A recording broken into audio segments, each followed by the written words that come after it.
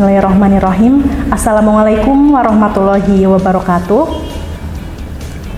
Perkenalkan, saya Lafina Imatul Bayina, dosen pada program studi Agroteknologi Fakultas Pertanian Universitas Jenderal Sudirman.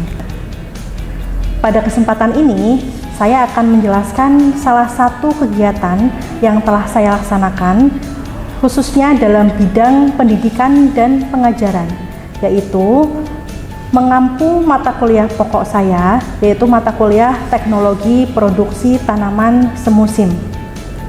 Mata kuliah Teknologi Produksi Tanaman Semusim adalah mata kuliah yang wajib diambil oleh mahasiswa pada program studi Agroteknologi Fakultas Pertanian Universitas Jenderal Sudirman. Mata kuliah ini memiliki bobot SKS 20. Mata kuliah ini merupakan mata kuliah yang diambil oleh mahasiswa pada semester 3. Mata kuliah Teknologi Produksi Tanaman Semusim bertujuan untuk memberikan pemahaman kepada mahasiswa terkait dengan arti penting tanaman semusim, pengelompokan tanaman semusim, dan juga batasan tanaman semusim, karakteristik tanaman semusim, serta teknologi produksi tanaman semusim yang sesuai, tindakan khusus untuk tanaman semusim, serta proses panen dan pasca panen sehingga menghasilkan produk tanaman semusim yang optimal. Adapun capaian pembelajaran lulusan pada mata kuliah ini, yang pertama adalah menguasai konsep teoritis tentang ilmu dan teknologi tanaman, ilmu dan teknologi media tanam, ilmu dan teknologi lingkungan, dan juga teknologi produksi tanaman berkelanjutan. 2. Menguasai pengetahuan dan mampu mengaplikasikan teknologi pengelolaan tanaman yang efektif, dimulai dari praproduksi, produksi, panen hingga pasca panen, serta mampu menyelesaikan masalah pertanian berkelanjutan yang berbasis ilmu dan kearifan lokal, terutama pada lahan marginal.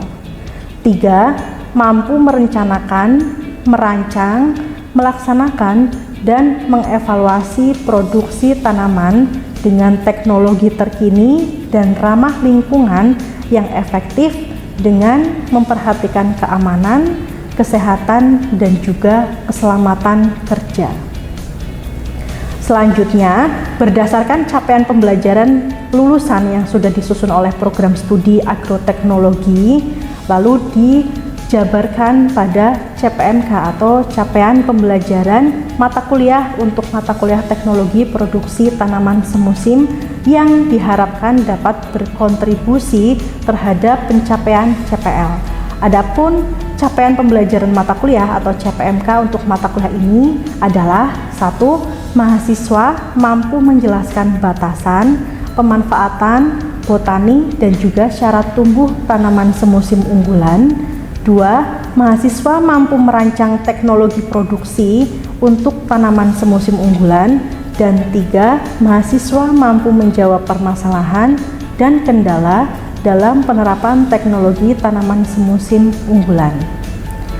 CPMK tersebut selanjutnya dijabarkan secara lebih mendetail menjadi sub CPMK, di mana sub CPMK ini berisi kompetensi spesifik dan juga terukur yang harus dicapai oleh mahasiswa pada setiap tahap pembelajaran atau tatap muka.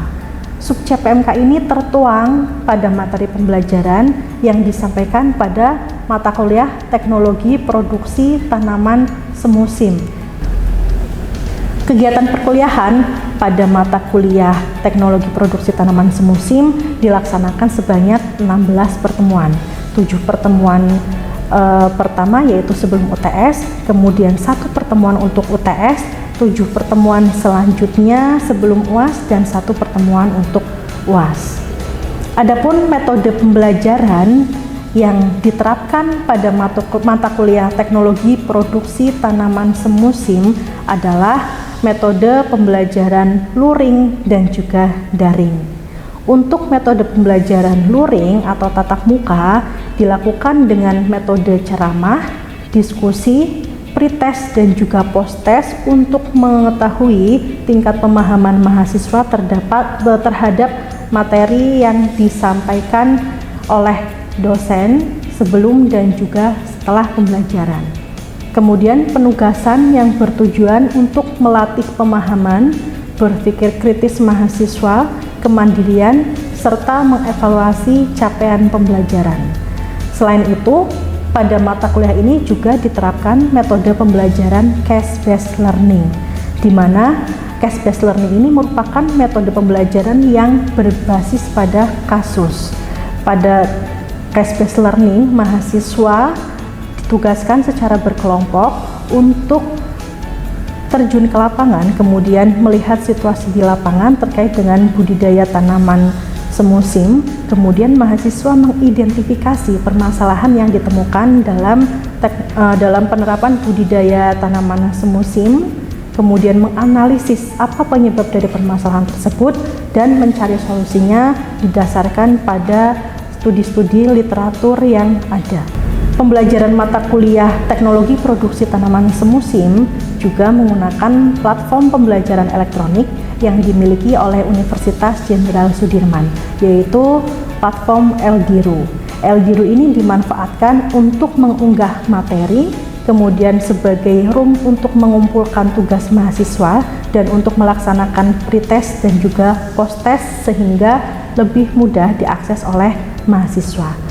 Untuk pengisian presensi kuliah digunakan juga platform yang sudah disediakan oleh kampus Universitas Jenderal Sudirman, yaitu melalui Teraversa menggunakan QR code atau menggunakan kode OTP tertentu.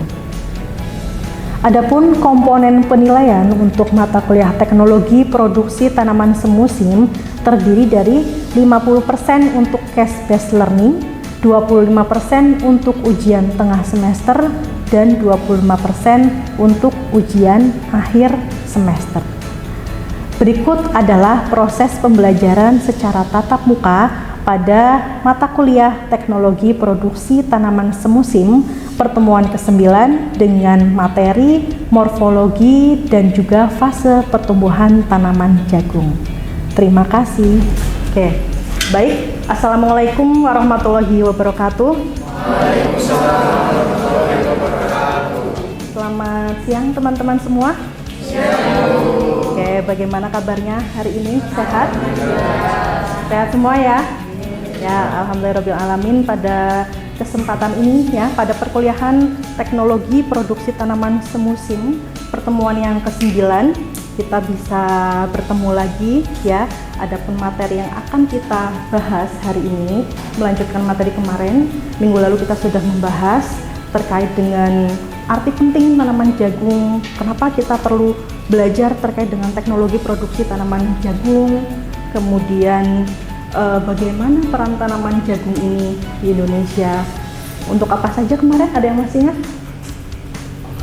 Pangan, kemudian pakan, dan juga industri ya. Jagung merupakan bahan baku industri. Ada banyak sekali produk industri dari jagung. Nah, karena jagung ini memiliki peranan penting, maka kita harus tahu bagaimana supaya produksi jagung ini bisa optimal. Nah, untuk mengetahui cara atau teknologi produksi tanaman jagung yang optimal, terlebih dahulu kita harus mengetahui bagaimana karakter morfologis dari tanaman jagung dan bagaimana fase pertumbuhannya, supaya kita memahami betul bagaimana yang harus kita lakukan atau tindakan apa yang harus kita berikan terhadap si tanaman jagung ini supaya hasil produksinya dapat optimal, seperti itu ya. Nah, tapi sebelum mulai perkuliahan, alangkah baiknya kita berdoa dulu ya. Mudah-mudahan apa yang kita pelajari hari ini bisa memberikan manfaat untuk kita semua ya. Berdoa menurut agama dan kepercayaan masing-masing. Berdoa dimulai. Berdoa selesai. Oke, terima kasih. Nah, jadi sudah saya spill ya, materi hari ini adalah terkait dengan morfologi tanaman jagung dan juga fase pertumbuhannya. Nah, supaya teman-teman nggak tegang nih, kita kuis dulu ya. Silakan disiapkan HP-nya. Sudah masuk semua ya teman-teman? Oke, silakan kita mulai fokus ya untuk kuisnya. Untuk soal yang pertama, jagung termasuk tanaman dikotil betul atau salah? Ya, ada 4 orang yang menjawab betul, ada 6 orang yang menjawab salah. Yang betul jawabannya mana nih? Salah ya, karena jagung termasuk tanaman monokotil. Oke, lanjut yang terakhir. Fase R1 atau silking pada jagung ditandai dengan rambut tongkol keluar dari kelobot, biji berwarna putih dan melepuh, munculnya tesel atau daun pertama tumbuh. Oke, jawabannya adalah rambut tongkol keluar dari kelobot, karena sil itu adalah rambut tongkol. Oke, wah ternyata pemenangnya Yohana ya. Dari tadi Yohana tidak pernah keluar namanya, ternyata Yohana. Ya, nah dari kuis tadi teman-teman sudah bisa menangkap beberapa materi ya terkait dengan bunga, kemudian daun dari tanaman jagung ya. Nah, ini adalah sebagian tadi yang berada di kuis itu adalah sebagian materi yang akan kita pelajari pada hari ini. Nah, kenapa kira-kira sebelum masuk ke materi teknologi produksi tanaman semusim, kita terlebih dahulu perlu mengetahui tentang karakter morfologi suatu tanaman? Kira-kira ada yang bisa menjawab? Ya, silakan Mas. Agar ketika kita membudidayakan tanaman tersebut itu bisa optimal dan juga sesuai gitu Bu, sehingga nantinya hasil yang diproduksi itu lebih baik. Oke, agar ketika kita membudidayakan si tanaman ini ya, kita tahu tindakan apa yang harus kita lakukan sesuai dengan ciri morfologi yang nampak. Contohnya seperti apa? Pemupukan. Oke, bagaimana dengan pemupukan? Ketika fase vegetatif itu kan pemupukan difokuskan di nitrogennya. Kemudian ketika kita mengetahui tanaman tersebut sudah berbunga, kita bisa dialihkan ke fokus kepada pembuahan dan pembesaran buah gitu.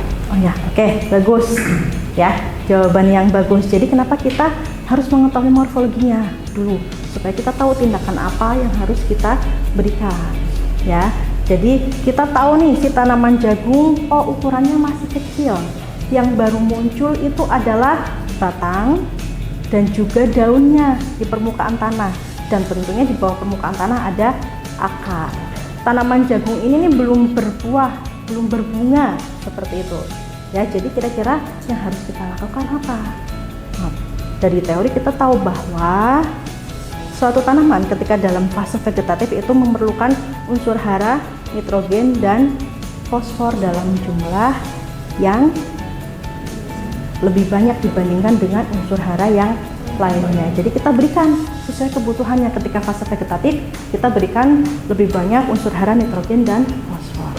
Nah, ketika sudah masuk fase reproduktif, oh sudah muncul tesel, sudah muncul sil, berarti kebutuhan tanaman ini sudah berubah, bukan lagi unsur hara nitrogen, tetapi unsur hara ya kalium dan juga fosfor yang paling banyak dibutuhkan pada masa tersebut. Salah satu metode untuk mengetahui fase pertumbuhan tanaman jagung adalah dengan metode leaf color.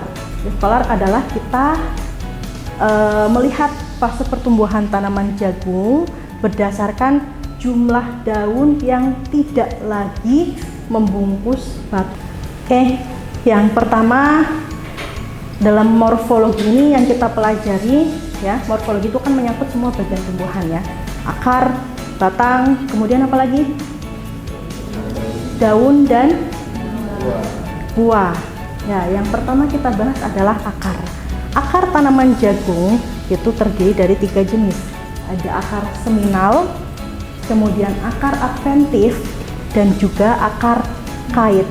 Pernah melihat tanaman jagung secara langsung?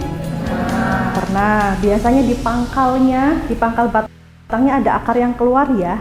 Nah, itu disebut dengan akar seminal adventif atau kait, seperti itu ya. Nah, akar adventif dan akar seminal ini ya menyumbang 52% dari bobot total akar tanaman jagung. Sementara 48% lainnya dari akar nodal. Akar nodal itu adalah akar kait atau penyangga. Kenapa disebut akar nodal?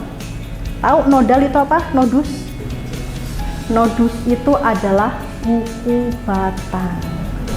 Oke, berikut adalah fase pertumbuhan tanaman jagung. Nah, kira-kira teman-teman ada yang bisa menjelaskan fase pertumbuhan tanaman jagung dari gambar ini? Tadi V1 itu apa? Vegetatif 1, berarti daun yang sudah membuka dengan sempurna ada berapa? Ada 1. V2? Vegetatif 2. Ada berapa daun yang sudah membuka? 2. Begitu seterusnya sampai dengan VT. Apa itu VT? VT itu apa VT? Vegetatif akhir. Kenapa kok disingkatnya VT? T-nya itu dari mana T-nya? Teman-teman lihat gambarnya, ada gambar apa? Tesel.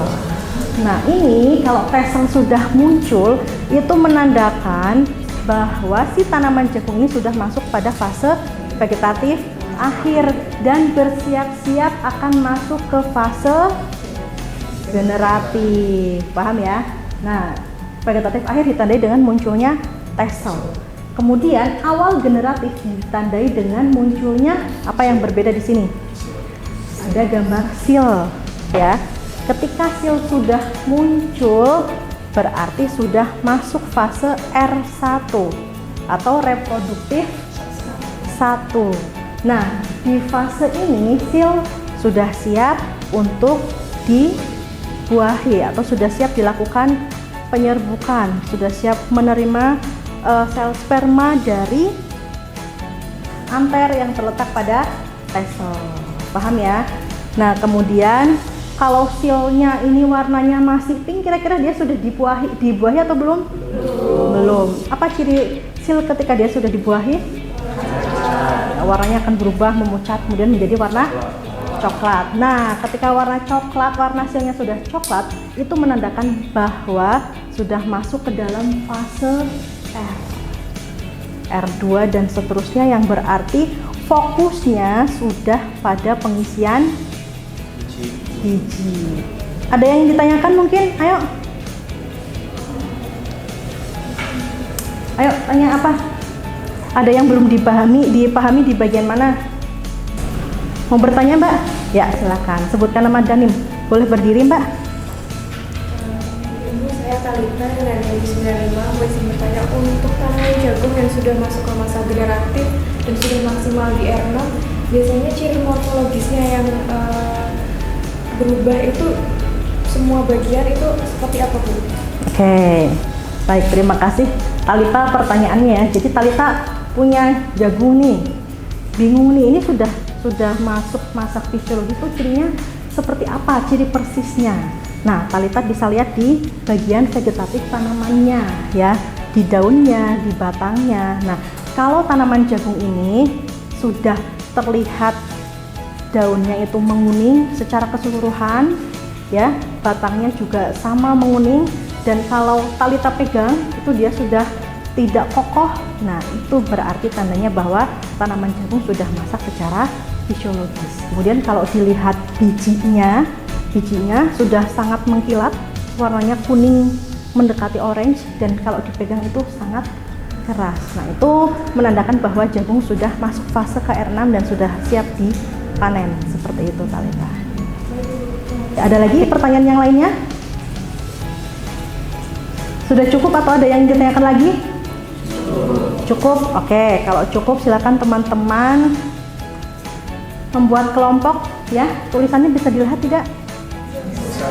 Oke, silakan teman-teman membuat kelompok. Satu kelompok terdiri dari 5 orang ya. Kemudian porsinya, bangkunya boleh dibuat melingkar supaya lebih nyaman dalam berdiskusi. Ayo silakan.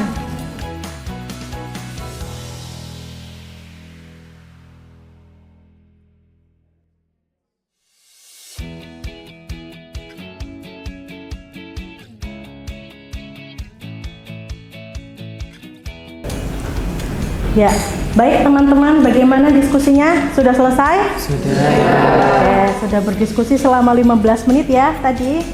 Oke, ada beberapa pertanyaan nih yang akan kita pecahkan dari kasus ini ya. Jadi ada seorang petani, kemudian dia mengamati kondisi morfologis tanaman jagung yang ditanam, ternyata ditemukan ada hampir 20% tanaman jagung yang warna daunnya berubah menjadi putih. Ya, setelah diidentifikasi oleh si petani ini, ternyata tanaman jagungnya terserang patogen tertentu, ya. Patogen apa namanya? Ya, yang menyebabkan penyakit gulai. Nah, penyakit gulai ini menyebabkan perubahan warna daun yang tadinya hijau menjadi putih. Nah, pertanyaan pertama, apa hubungan antara morfologi daun ya, yang tadinya warna daunnya hijau menjadi putih, dengan proses fisiologis tanaman? Silakan, kelompok mana yang akan menjawab? Baik, Bu. Ya, silakan. Dari saya selaku perwakilan kelompok izin menjawab Ibu terkait apa hubungan antara perubahan morfologi daun yang menjadi putih dengan proses fisiologis tanaman. Mungkin karena disebabkan adanya infeksi patogen Peronescloporamides atau Pemaides, hal tersebut bisa menyebabkan adanya klorosis atau perubahan warna pada daun, sehingga daun yang tadinya warnanya hijau itu berubah menjadi putih. Nah, selain itu mungkin juga dapat disebabkan karena adanya kekurangan unsur hara, sehingga tanaman tidak dapat memproduksi klorofil dengan optimal, sehingga warnanya berubah tidak lagi hijau melainkan putih. Nah, adapun dampak lain daripada infeksi patogen ini mungkin dapat menyebabkan ketidakstabilan atau ketidakoptimalan pada tanaman di dalam pembentukan klorofil tersebut. Seperti itu, Bu. Terima kasih. Baik, terima kasih Mas Alif. Nah, klorofilnya menjadi tidak terbentuk dengan sempurna ya, atau mengalami pengurangan. Nah, dampaknya itu seperti apa? Ada kelompok lain yang ingin menanggapi mungkin? Nah, baik, mungkin izin menanggapi Ibu atau Silakan, izin Mbak. Ya, saya izin menanggapi atau izin menambahkan. Tadi mungkin kan pertanyaan terkait perubahan morfologi daun menjadi putih dengan proses fisiologis tanaman. Nah, Mas Alif tadi juga sudah menyinggung terkait proses fotosintesisnya yang terganggu. Jadi mungkin kelompok kami ingin menambahkan secara spesifiknya dampak apa sih yang terjadi ketika daun tersebut menjadi putih. Nah, mungkin karena fisiologis tanaman khususnya fotosintesis ini terganggu, jadi tanaman nanti tidak bisa memproduksi energi yang nantinya pertumbuhan tanaman jagung ini akan terganggu. Jadi energi yang seharusnya dialirkan atau di apa ya bahasanya, ditranslokasikan ke bagian tanaman yang lain, atau mungkin nanti akan ditranslokasikan untuk ke bagian tokol agar bisa menjadi buah, itu tidak maksimal, sehingga mungkin nanti pertumbuhan dan produksinya juga akan berkurang. Mungkin cukup segitu. Oke, terima kasih Mbak. Ya, baik teman-teman, demikian tadi diskusi kita ya terkait dengan case tertentu untuk pengamatan morfologi tanaman jagung, kemudian tindak lanjutnya seperti apa. Nah, ini adalah salah satu kompetensi yang harus teman-teman miliki setelah pembelajaran mata kuliah ini pada pertemuan yang ke-9 ini. Nah, untuk selanjutnya ya, untuk lebih memantapkan lagi pemahaman teman-teman, kemudian supaya teman-teman menjadi lebih peduli dengan lingkungan sekitar ya, saya akan memberikan tugas terstruktur ya. Silakan dikerjakan secara berkelompok sesuai dengan kelompok yang tadi sudah dibagi. Tugasnya adalah silakan teman-teman datang ke salah satu lokasi budidaya tanaman semusim ya, karena ini temanya jagung, jadi teman-teman datangnya ke lokasi budidaya tanaman jagung ya. Lokasinya beda-beda, nanti kita bagi, ada yang di Kecamatan Sumbang, ada yang di Kecamatan Karangloas, ada yang di Baturaden, dan ada yang di Purwokerto Utara. Kan ada 4 kelompok ya. Nah, ambil salah satu lahan, kemudian teman-teman amati kondisi lahannya seperti apa ya, morfologinya seperti apa, kemudian tentukan fase pertumbuhannya sedang ada pada fase mana. Jadi kalian boleh mencari lahan, misalnya nemunya yang fase generatif, tidak masalah. fase vegetatif gitu ya. Silakan nanti tugas tersebut ya dikumpulkan dalam bentuk makalah. Jadi kalian amati morfologinya, apakah ada morfologi yang berbeda dari yang seharusnya, kemudian dijabarkan permasalahannya seperti apa. Lalu lakukan juga wawancara dengan petani terkait dengan tindakan budidaya yang dilaksanakan. Kemudian fase pertumbuhannya, lakukan identifikasi sudah sampai fase pertumbuhan, apa kemudian penanganannya nanti untuk teknik budidayanya seperti apa. Silakan dituangkan dalam makalah ya, formatnya seperti biasa, pendahuluan, tinjauan pustaka, pembahasan, dan juga penutup yang berisi kesimpulan dan saran ya. Tugas ini dikumpulkan minggu depan via Eldiru. Sudah saya siapkan roomnya untuk upload ya. Oke, sampai sini ada yang ditanyakan lagi atau sudah cukup? Oke, sudah cukup. Nah, lalu yang terakhir ya, untuk mengukur apakah kalian sudah memahami materi hari ini atau belum, silahkan kalian cek Eldiru. Di Eldiru sudah saya siapkan kuis ya. Kuisnya boleh dikerjakan di kelas ataupun di rumah ya. Ada 10 soal, silahkan dikerjakan, waktunya 10 menit, tapi batas maksimal pengerjaan hanya sampai jam 4 sore. Dari jam 12 siang sampai jam 4 sore, dan kesempatan mengerjakan hanya 1 kali. Jadi yang tidak mengerjakan kuis, maka nilai kuisnya 0. Oke, dan yang tidak mengerjakan tugas, nilai tugasnya juga 0. Paham ya teman-teman? Oke. Nah, sekarang kita absen dulu ya. Silakan dibuka Teraversanya. Oke. Saya tampilkan kode OTP-nya ya.